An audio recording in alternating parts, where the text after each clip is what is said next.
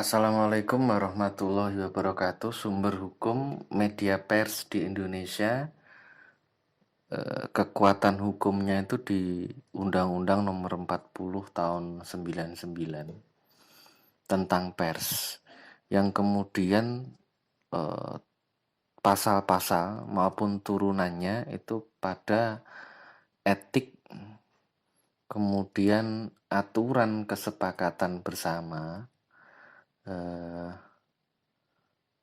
pedoman operasional dalam pemberitaan bagi lembaga-lembaga pers atau kesatuannya di media online cetak maupun elektronik. Nah, Dewan Pers, kemudian pengelola media cyber, organisasi pers, akademisi, dan masyarakat itu menyusun pedoman pemberitaan media cyber. Jadi ada pedoman pemberitaan media cyber dan itu bisa di-download, diakses di Google. Yang lebih rinci saya sampaikan itu pada poin 5 membahas tentang bagaimana pencabutan berita. Kalau mekanisme pemberitaan, kemudian apa yang diberitakan itu sudah kita bicarakan di pertemuan-pertemuan sebelumnya. Kita lebih ke bagaimana pencabutan berita. Berita itu tidak bisa dicabut. Berita yang telah terbit tidak bisa dicabut. Disebabkan alasan penyensoran itu tidak bisa. Karena jejak digitalnya, kemudian bukti fisiknya itu udah nggak bisa dihapus. Terekam semuanya. Kecuali ya dari pihak luar. Itu penyensoran itu dari pihak luar. Kecuali terkait masalah SARA, kesusilaan, masa depan anak, pengalaman traumatik, korban, itu bisa direvisi. Dan juga pertimbangan khusus dari Dewan Pers, itu bisa direvisi. Asalkan kemudian revisi itu kemudian diumumkan di publik. Jadi ada berita berikutnya yang merevisi dari pemberitaan sebelumnya. Dan media-media cyber yang lain juga mengikuti pencabutan dari pengutipan berita dari media asal. Nah, pada hak pers dan juga kewajiban pers di pasal 4 dan 5 nomor 40 tahun 99 itu juga memberi layanan terhadap hak jawab dan juga hak tolak. Hak jawab dipakai jika ada fakta yang merugikan nama baik. Sehingga jika kita memberitakan, kemudian ada yang tidak pas atau fakta yang merugikan bagi seseorang, maka seseorang itu bisa melaporkan ke media tersebut. Sehingga media tersebut bisa kemudian merevisi pemberitaan manakala itu menyangkut SARA, kesusilaan, dan semacamnya dengan memunculkan pengumuman dan berita susulan sebagai pemberitahuan, sehingga pengutipan dari media-media cyber yang lain itu juga bisa untuk direvisi. Nah, hak pers itu di pasal 4 itu tidak ada penyensoran dan pertanggungjawaban di depan hukum. Wartawan itu punya hak tolak.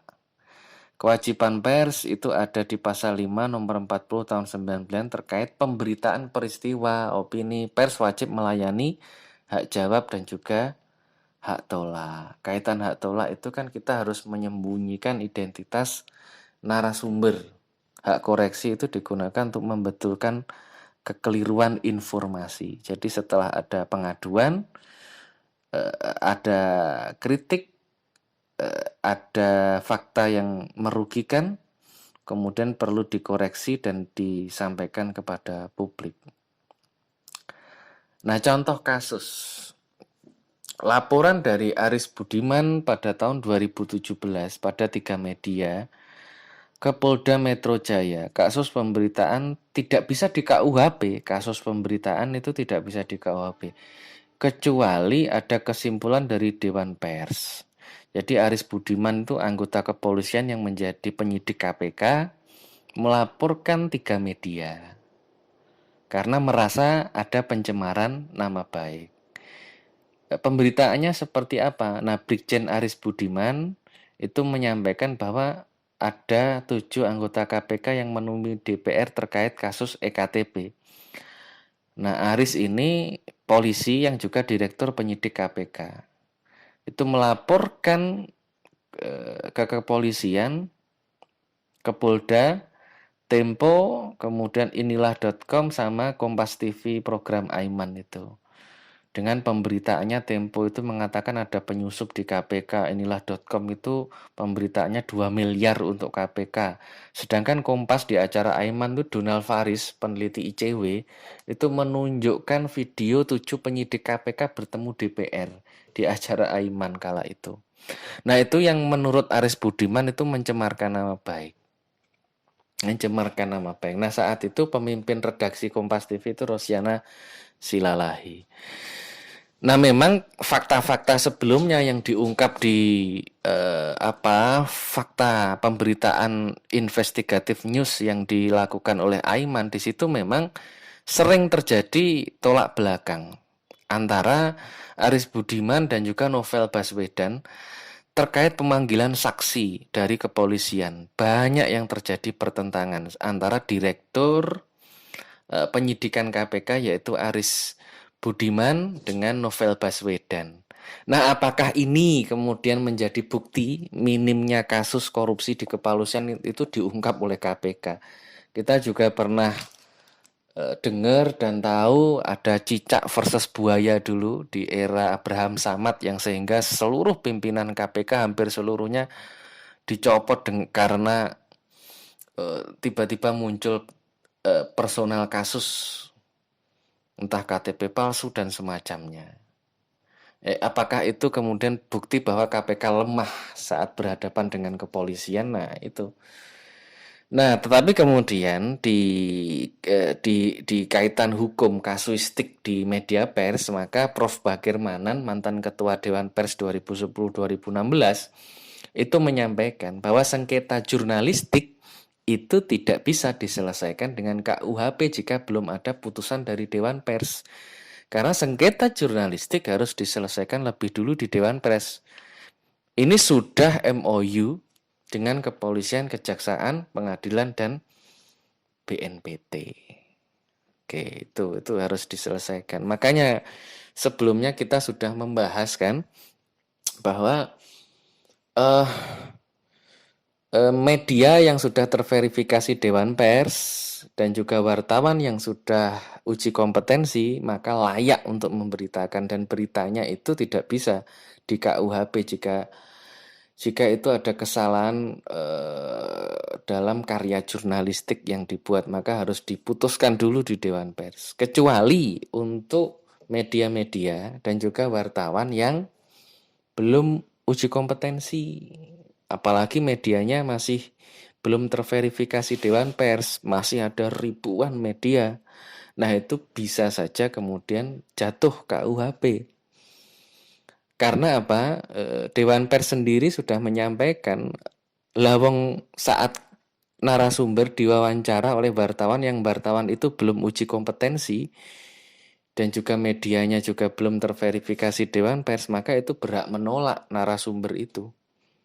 Narasumber berhak menolak. Takutnya banyak media-media yang belum profesional, wartawan yang belum profesional itu melakukan politisasi, hanya sebatas mencari keuntungan. Bahkan yang ditakutkan adalah tidak mengedepankan kontrol sosial, tetapi lebih kepada bombastis dari pemberitaan, dan itu sangat berbahaya. Nah, kita sedikit mengulas tentang peranan pers. 1, memenuhi nilai edukasi, ini penting. 2, menegakkan nilai demokrasi. 3, pendapat umum, akurat, tepat, dan benar. 4, kritik, koreksi, pengawasan terhadap kepentingan umum. 5, memperjuangkan keadilan dan kebenaran dalam masyarakat. Ini pengamat media Sukowidodo Pers dikhawatirkan jika menjadi alat memenangkan sebuah kekuasaan politik. Nah, yang ditakutkan saat ini kenapa perlu adanya uji kompetensi wartawan, sehingga paham peranan pers itu kayak apa, prinsip jurnalis itu harus bagaimana. Itu yang ditakutkan adalah pers maupun jurnalis itu dijadikan alat memenangkan sebuah kekuasaan politik. Karena pers itu inti dasar interaksi manusia, ketatanegaraan dengan manusia, masyarakat dengan pemerintahnya, maka kemudian pers harusnya terbebas dari kekuatan politik, dan yang benar adalah berupaya untuk mensejahterakan rakyat, membangun kontrol sosial, menyampaikan informasi yang jujur dan tepat, akurat, dan mengedepankan pendapat umum. Nah, independensi pers di tengah arus politik saat ini mahal harganya. Independen itu freedom for, itu memuat berita itu harusnya dengan kacamata kelayakan berita, bukan ruang-ruang politik yang memihak. Sehingga pemberitaan pers itu bisa lebih seimbang, jujur, tulus, dan berkeadilan. Nah, ke depan teman-teman semuanya itu harus memahami hal ini. Nah, berikan contoh kasus ya yang teman-teman ketahui, entah itu diselesaikan di Dewan Pers atau kemudian wartawan yang terjerat pasal. Jadi kasih contoh kasus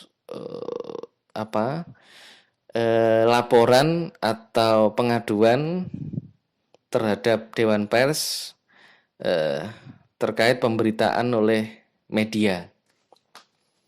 Bagaimana penyelesaiannya? Kemudian boleh juga wartawan-wartawan yang karena memuat konten jurnalistik tetapi kemudian terjerat pasal KUHP. Nah, ini teman-teman boleh memberikan contohnya selain review yang teman-teman buat. Oke, begitu saja. Wassalamualaikum warahmatullahi wabarakatuh.